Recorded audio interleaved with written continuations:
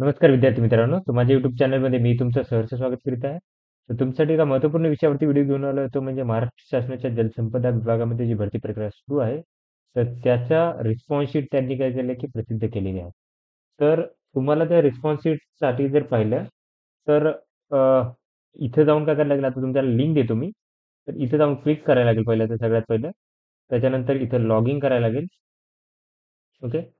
Log in करायला लागेल. ते लॉग इन करायला लागेल आणि त्याच्यानंतर तुम्हाला ते भेटेल.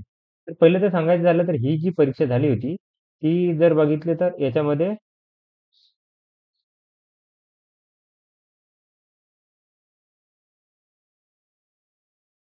टोटल 14 पदांकरिता ही परीक्षा झाली होती.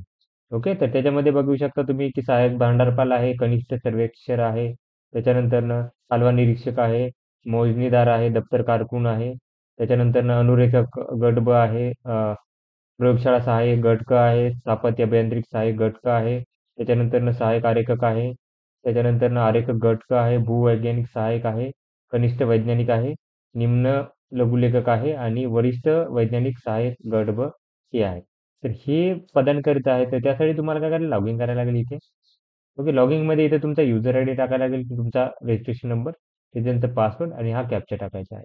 त्याच्यानंतर तुम्हाला जी आन्सर शीट येईल, तर त्याच्यानुसार काय करायचं आहे, तुम्ही तुमचे किती मार्क बरोबरीत आहेत, लक्षात घ्या. किती मार्क बरोबरीत आहेत आणि किती चुकत आहेत.